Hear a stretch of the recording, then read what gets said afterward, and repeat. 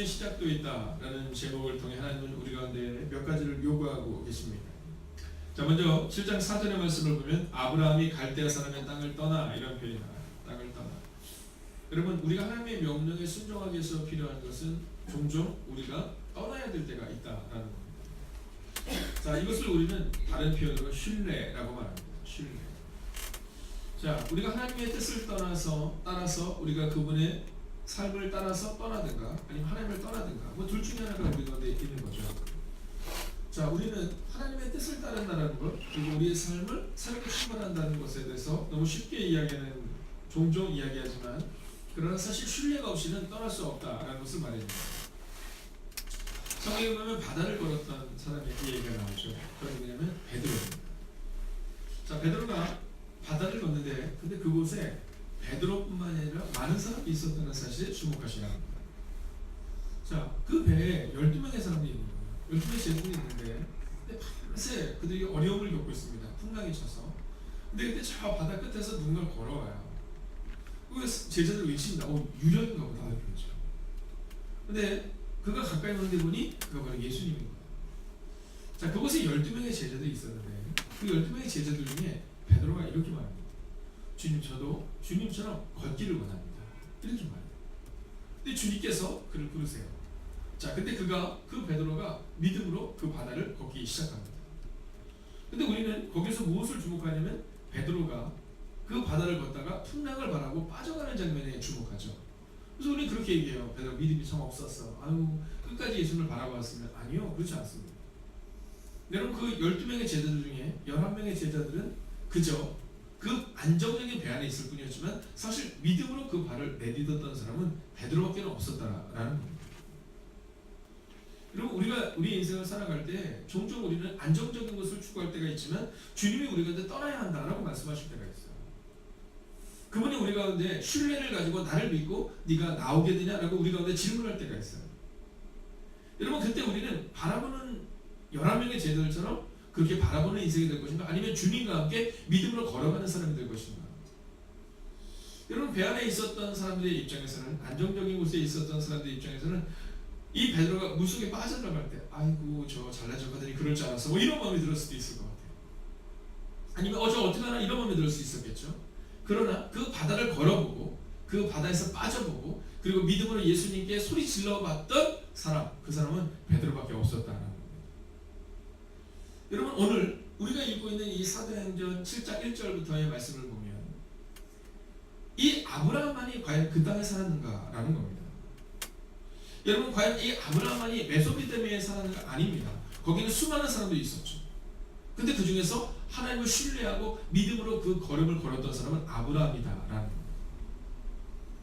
여러분, 이 아브라함의 마음 가운데 나의 끝에서 하나님이 시작하십니다. 오늘 내 인생의 시작은 주님께 있다는 그 믿음의 고백이 있었기 때문에 이 아브라함이 당당하게 그 땅을 메소포타미아에서 가나안을 향하여 걸어갈 수 있었다라는 겁니다. 바로 여기에는 아브라함의 신뢰가 숨어 있는 거죠. 우리는 이 베드로의 모습을 보며 어리석었던 베드로다라고 말하지만 그렇지 않습니다. 베드로에게는 특별한 신뢰가 있었던 겁니다. 11명에게는 없었던 그 특별한 신뢰, 예수님이 시작하실 수 있다. 그 신뢰가 있었기에 그가 그 땅을 걸었던 것이고 오늘 아브라함은 메소포타미아에 있었던 수천 명, 수만 명, 수십만 명의 사람들 가운데 하나님의 신뢰함으로 그 땅을 떠났던 사람이다라는 거죠. 자, 두 번째는 내려놓음에 대한 부분을 오늘 성경은 말하고 있습니다. 아브라함이 갈대아 사람의 땅을 떠나 하란에 거하다가 그의 아버지가 죽음에 이런 표현이 나옵니다. 자, 오늘 이 아브라함이 약속의 땅 가나안을 향하여 나아가기 전 그가 머물렀던 땅이 어디냐면 하란이라는 곳이었습니다. 자, 이 하란이라는 곳에 이 아브라함이 거하고 있는데 근데 그곳에서 어떠한 일이 발생이 되냐면 그의 아버지가 죽는 사건이 발생이 됩니다. 자, 그런데 그의 아버지가 죽었을 때 그의 마음은 어땠을까요? 아마 모르긴 해도 여러 가지의 복잡한 마음이 있었을 겁니다. 그 중에서도 그가 의지했던 아버지가 죽음을 인하여 그의 마음에 여러 가지 슬픔도 있었을 거고요. 그의 마음 가운데 여러 가지 절망도 두려움도 낭망도 나 이제 어떻게 살아가야 하나 라는 막막함도 있었을 겁니다. 근데 바로 그 순간 그의 아버지가 죽는 바로 그 순간 하나님께서 이 아브라함을 출발케 하셨다라는 겁니다. 자, 그가 믿었던 그의 아버지의 죽음으로 인하여 그는 이제 내려놓음을 경험하고 그리고 새로운 출발을 시작했다. 우리가 잘 알고 있는 이 모세라는 사람에게는 두 번의 내려놓음의 시기가 있습니다. 첫 번째는 그의 부모가 내려놓는 시기를 겪게 됩니다. 출애굽기를 보면 이제 그 당시에 요셉으로 인해서 출애굽으로 이전했던 이제 75명의 사람들이 마구마구 부흥하기 시작해요. 마구마구 사람들이 늘어나기 시작해요. 약 75명의 사람들이 약 200만 명까지 늘어나는 사건을 보면서 이렇게 사람들이 늘어나다가는 이 애굽 땅을 저들이 다 점령하겠다 이런 마음을 갖게 됩니다. 그리고는 어떻게 행동을 하냐면 이제 남자는 다 죽여라 이런 명령을 해요. 근데 모세의 부모의 마음 가운데 이 아들을 죽일 수가 없는 겁니다. 그래서 집에서 몰래 키워요. 근데 키우면 키울수록 이 아이가 목청이 우렁찼던 것 같아요.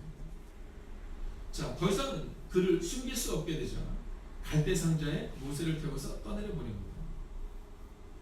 자, 그때 이 모세의 부모의 마음 가운데는 만약에 이 아이를 하나님이 지키시면 지키실 것이고 아니면 이 아이는 죽을 것이다 라는 그 마음을 가지고 그 애를 떠내려 보내는 겁니다.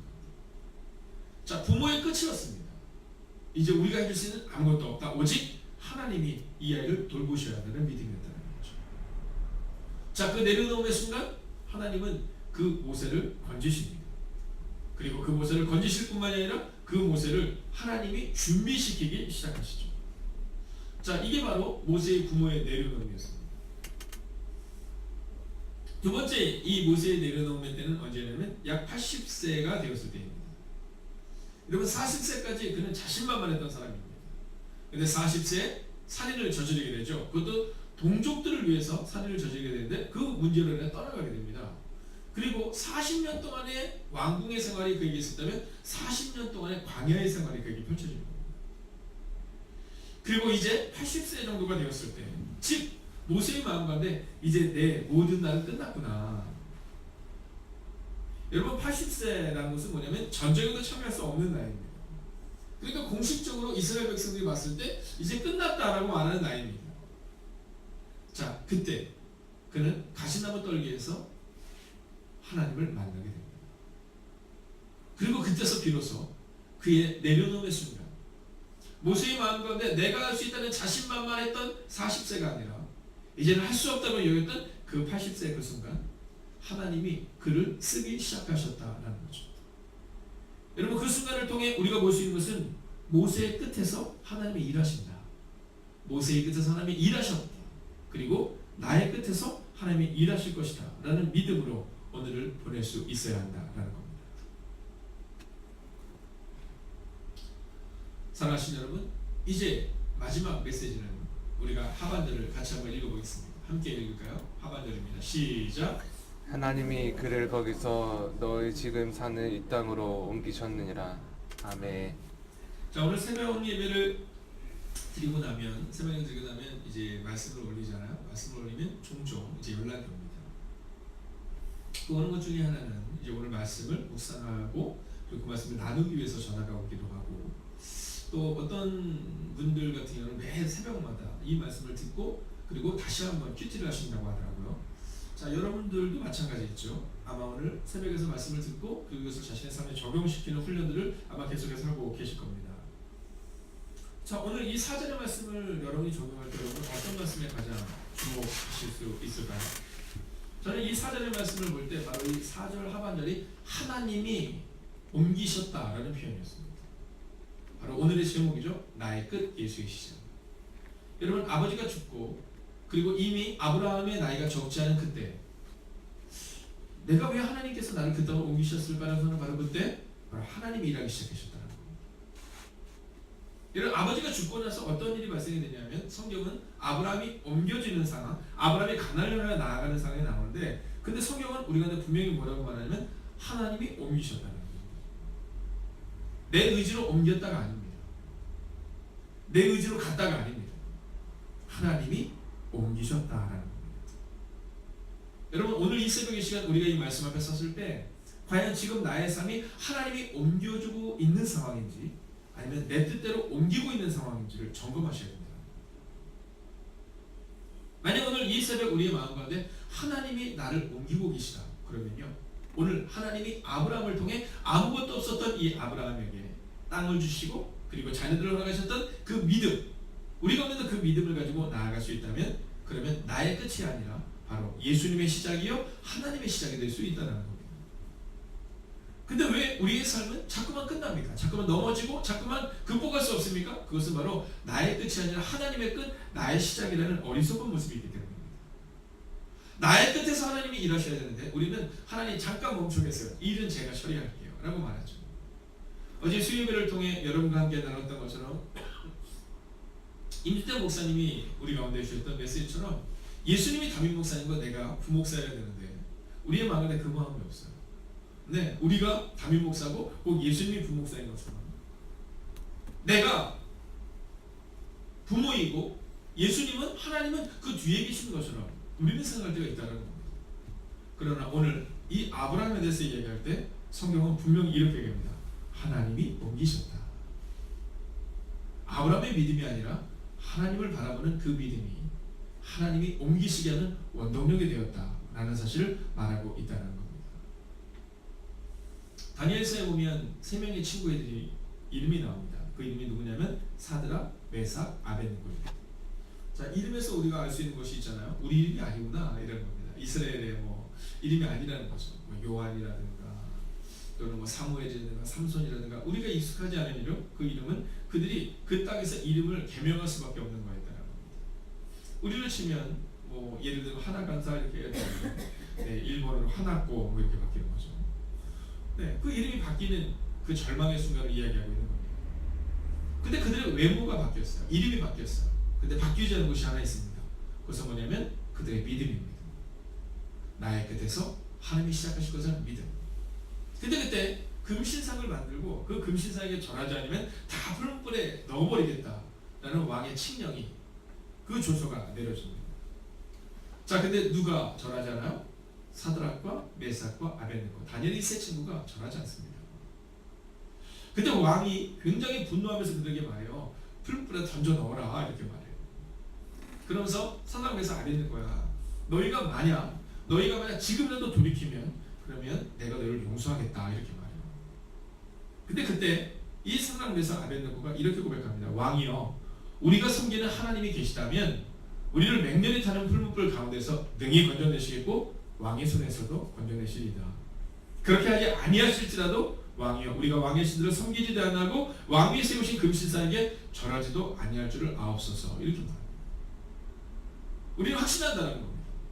하나님이 살아계시면 우리를 건지실 것입니다.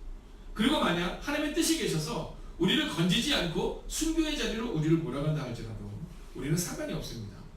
왜냐하면 우리의 모습이 나의 끝에서 하나님이 시작하실 것을 믿기 때문입니다 라고 말하고 있다는 거죠.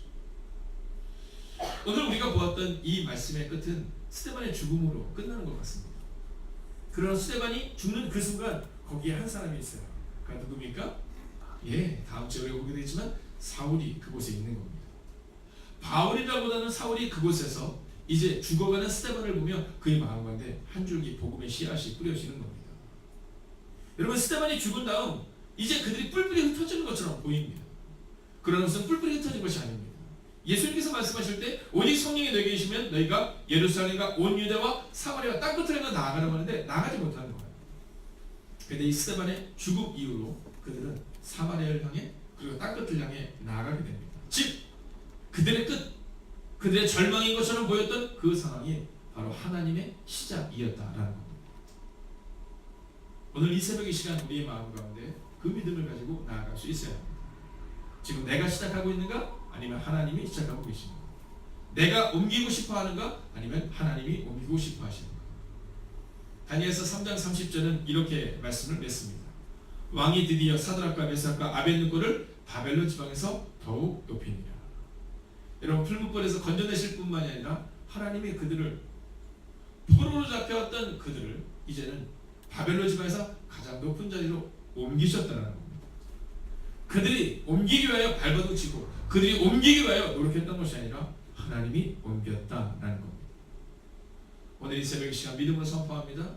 우리 행복의 교회 가운데 하나님이 옮기시는 일들이 분명히 일어날 것이며 여러분의 가정과 여러분의 자녀들 가운데 하나님이 옮기시는 그 그 놀라운 일이 나타나게 될 것입니다.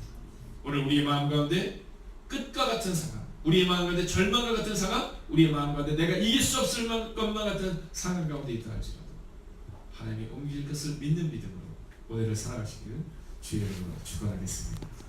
기도하겠습니다.